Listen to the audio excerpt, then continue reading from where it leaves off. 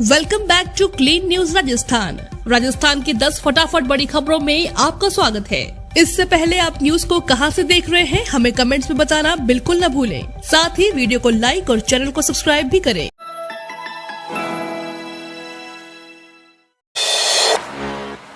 गाय पालने के लिए अब नहीं लेना होगा लाइसेंस, गहलोत सरकार ने वापस लिया फैसला। राजस्थान की अशोक गहलोत सरकार द्वारा पिछले महीने गायों को पालने के लिए लाइसेंस लेने के फरमान निकाले गए थे, लेकिन विपक्ष द्वारा लगातार सरकार को घेरे जाने के बाद अब गहलोत सरकार बैकफुट पर आ गई है। मुख्यमंत्री अशोक गहलोत ने इस मामले में स्पष्ट कर दिया, अब राजस्थान में गाय रखने के लिए लाइसेंस का नियम लागू नहीं होगा।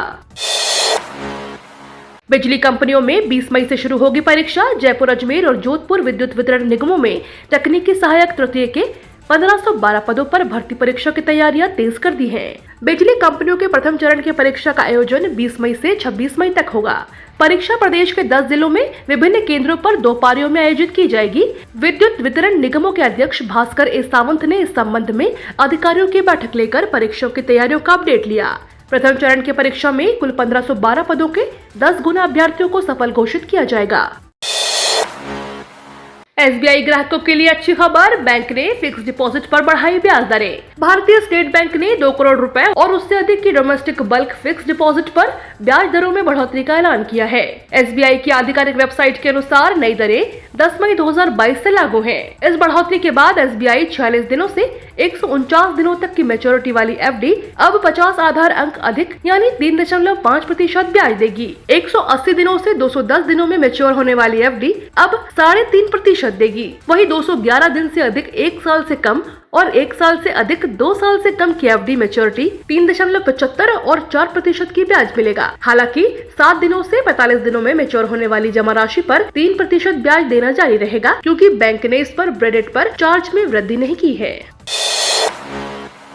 असानी चक्रवाती तूफान ने बदल दिया रास्ता, आंध्र प्रदेश में जारी किया गया अलर्ट। बंगाल की खाड़ी में कम दबाव की वजह से बना चक्रवाती तूफान असानी मंगलवार को आंध्र और ओडिशा के तटों के समानांतर आने वाला था, लेकिन मौसम विभाग का कहना है कि तूफान ने अपना रास्ता बदल दिया है। अब मौसम विभाग ने आंध्र प्रदेश के तटीय इलाकों में अलर्ट जारी किया है। मौसम विभाग का कहना है कि काकीनाडा और विशाखापट्टनम के बीच में यह तूफान ज्यादा तबाही मचा सकता है। सिंगला में असानी का मतलब गुस्सा होता है। यह तूफान अब उत्तर पश्चिम की तरफ आगे बढ़ रहा है। बीते एक दिन से ओडिशा और आंध्र प्रदेश के तटीय इलाकों में तेज हवा और बारिश देखी जा रही है। आंध्र में कई जगहों पर पेड़ जड़ से उखड़ गए हैं। मौसम विभाग का कहना है कि चक्रवात धीरे धीरे उत्तर से उत्तर पश्चिम की ओर मुड़ रहा है। आरबीआई के फैसले के बाद जीएसटी काउंसिल की बैठक पर सबकी निगाहें। आरबीआई के फैसले के बाद जीएसटी काउंसिल पर बैठक पर सबकी निगाहें हैं। केंद्र सरकार राज्यों का जीएसटी कंपनसेशन बंद करने की तैयारी में है। जीएसटी कलेक्शन बढ़ने को वजह बनाया जा सकता है। अगली बैठक में उन सभी राज्यों को इस संबंध में जानकारी दी जा सकती है। जीएसटी काउंसिल की अगली बैठक में टैक्स दरों को लेकर कई अहम निर्णय लिए जा सकते हैं। साथ ही कोरोना काल में दी गई राहतों में कटौती भी संभावित है। केंद्र सरकार राज्यों का जीएसटी कंपनसेशन बंद करने की तैयारियों में है। इस बारे में केंद्र सरकार की ओर से राज्यों को जीएसटी काउंसिल की अगली बैठक में जानकारी दी जा सकती है। माना जा रहा है कि जीएसटी काउंसिल की अगली बैठक में केंद्र सरकार राज्यों को कह सकती है कि अब जीएसटी के तहत कंपनसेशन दिए जाने की जरूरत नहीं है। इसकी वजह जीएसटी संग्रहण में इजाफा है।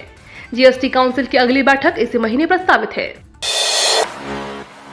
मोदी सरकार हर महीने 30,000 रुपए कमाने का देगी मौका, कॉलेज की डिग्री की जरूरत नहीं।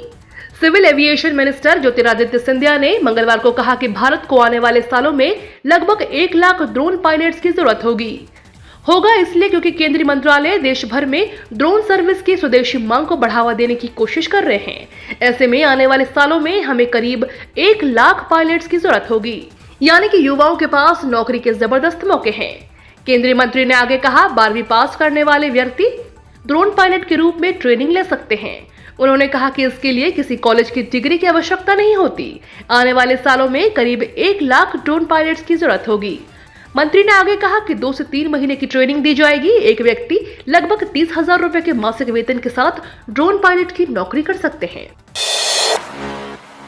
डूंगरपुर में भंवर सिंह भाटी ने ली अधिकारियों की बैठक। पेयजल संकट को लेकर दिए कड़े निर्देश। जिले के प्रभारी मंत्री और ऊर्जा मंत्री भंवर सिंह भाटी ने जिला परिषद सभागार में जिला स्तरीय अधिकारियों की बैठक ली। बैठक में प्रभारी मंत्री भंवर सिंह भाटी ने विभागीय योजनाओं की समीक्षा के साथ गर्मी के मौसम में पानी और बिजली की व्यवस्था को लेकर अधिकारियों से चर्चा की। इस दौरान मंत्री भाटी ने अधिकारियों से गर्मी के मौसम में हर घर तक पानी की उपलब्धता को लेकर निर्देश दिए। राज्य में पिछले 24 घंटों में 74 केस, एक मरीज की मौत। धौलपुर में एक्टिव केस 100 के पार। राजस्थान में पिछले 24 घंटों के अंदर 74 केस मिले हैं, जबकि एक मरीज की मौत हो गई है। पिछले एक सप्ताह के अंदर कोरोना के राज्य में ये दूसरी मौत है। इससे 3 मई को जयपुर में कोरोना से एक मरीज की मौत हुई थी। राज्य में एक्टिव मरीजों की संख्या 604 हो गई, जिसमें सबसे ज्यादा जयपुर के हैं। मेडिकल हेल्थ डिपार्टमेंट राजस्थान से मिली रिपोर्ट के मुताबिक आज सबसे ज्यादा 41 कोरोना के केस जयपुर में मिले हैं। वहीं धौलपुर, अलवर में 11-11, सीकर में 3, चुरू में 5 और नागौर सवाई माधोपुर में एक मरीज मिला है। अजमेर में आज एक मरीज ने इलाज के दौरान दम तोड़ दिया। कोरोना के राज्य में अब तक की स्थिति देखें तो पिछले 2 साल के अंदर 12,84,397 लोग इस वायरस से संक्रमित हो चुके हैं, जिनमें से 9,554 मरीजों की मौत हो चुकी है।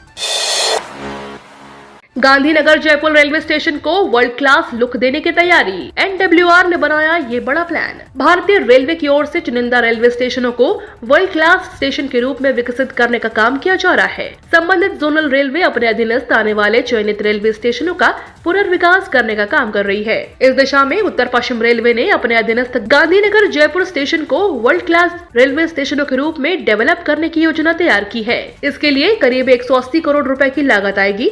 इस कार्य के लिए टेंडर जारी कर दिए गए हैं और प्री बिड मीटिंग आगामी 13 मई को होगी।